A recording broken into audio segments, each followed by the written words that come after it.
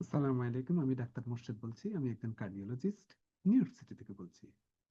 নতুন একটা টপিকে আপনাদেরকে আবার স্বাগতম। আজকে আমি কথা বলবো হানি, মধু।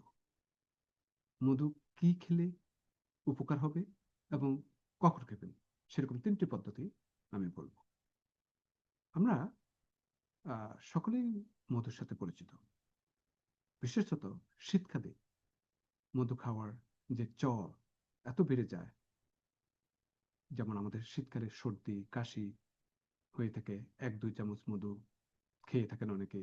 এবং খাঁটি মধুতে অনেক অ্যান্টিঅক্সিডেন্ট থাকে, তারপর আপনার অনেক ভাইটামিন থাকে যা রোগ প্রতিরোধ ক্ষমতা বাড়ায়।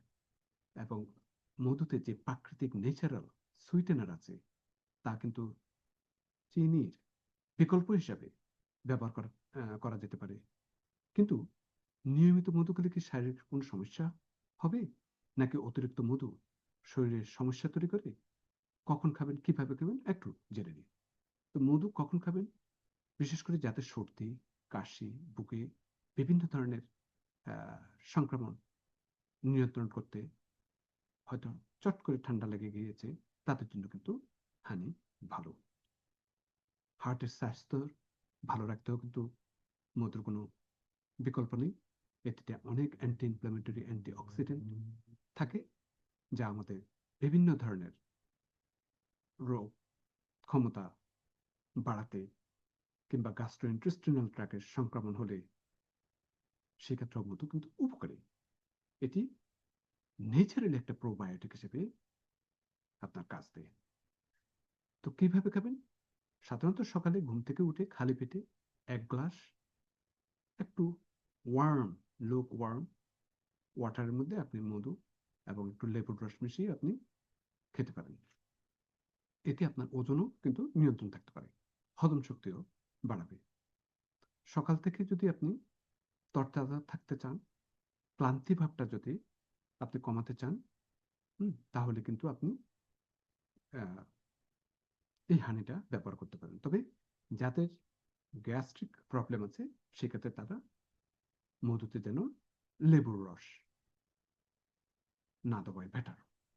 শুধুমাত্র গরম পানির মধ্যে 1 চামচ মধু দিয়ে আপনি এটি পান করতে পারেন।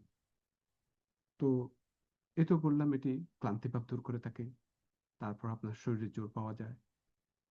আহ আর যাদের ঘুমের সমস্যা রয়েছে, তাদের ক্ষেত্রেও কিন্তু শোয়ার আগে 1 চামচ আপনি হানি নিতে পারেন।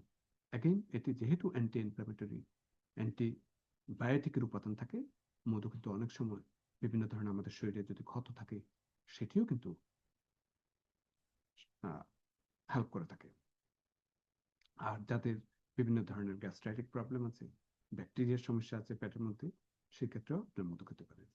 তবে যাদের ডায়াবেটিস আছে, তারা যেন 1 চামচের বেশি যাতে না খেয়ে থাকেন, সেদিকে খেয়াল রাখবেন। এছাড়াও আপনারা যারা চা পান করে থাকেন কিংবা কফি, সুগারের পরিবর্তে মধু আপনারা নিতে পারেন। Thank you.